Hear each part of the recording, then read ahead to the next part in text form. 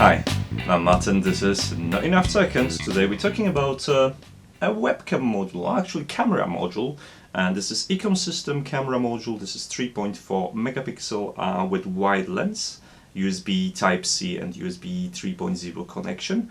And what else I can tell you? Well, before I can tell you more about it, let's hear a story. Why do I have this? My local hack space a couple of weeks ago, someone popped in there with a Raspberry Pi 3 loaded with Octoprint. And if you don't know, Octoprint, it's a web-based application that allows you to pretty much hook it up to a printer and drive your printer with a Raspberry Pi. Apart from that, you can attach a camera and stream entire process or take pictures of it, which is brilliant because most of the time we just queue up the prints overnight and then, well, collect the file prints in the morning because these printers aren't very good. Oh well, so we figured out that would be a brilliant idea. And right about the same time, guys at the Econ Systems got in touch with me saying like, hey, would you like to try it out with a printer? I was like, yeah, why not? This is a brilliant idea. And I was about to do this. But then Hackspace got chucked out from a building because of the maintenance, and we're still looking for a location. That's been like 1.5 months ago, and we still not got a suitable location to reopen Hackspace. So that's pretty much killed the entire idea of me just sticking the camera, pointing in the print, and giving you a nice time lapse. However, since I've got the Raspberry Pi 3 and Octoprint, I was able to hook it up, check the camera. Although I can't print anything, I can still show you the streaming experience and how the user interface works. We just won't be able to print it. So the rest of this review is going to continue on this webcam instead. And I'm streaming right now from the camera module.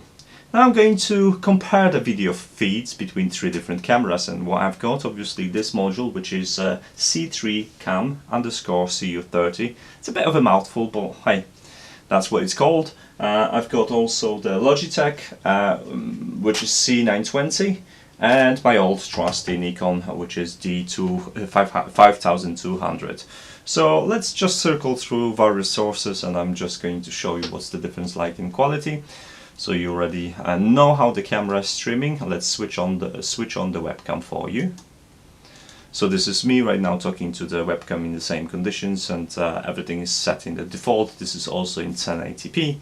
And last stream, this is me talking directly to my Nikon 5200, and that's what you could expect from that kind of camera. So let me go back to the main source, which is the camera module, which is something I would like you to kind of get feel for the quality of the camera. And we're going to connect it in a second to Raspberry Pi 3 and to run Octopi on it, so you could see what you could actually do with it. This is the Octoprint interface, and if you have 3D printer hooked up, you're gonna have all the printer controls available here. Now if you go to the control tab, you'll see that the camera is right now hooked up and set up in front of some plastic model. This is not a 3D print, however, you can see how nice the stream is in terms of how smooth and how clear the picture is. So you could easily just monitor every layer of your 3D print and stop the print should something start to fail. This is right now, the model is placed about I'd say 5 centimeters from the lens, and I can go even closer if I want to. And you can open also the stream itself, which you can do it in here, and you can just gonna have a stream window. So let me just show you this.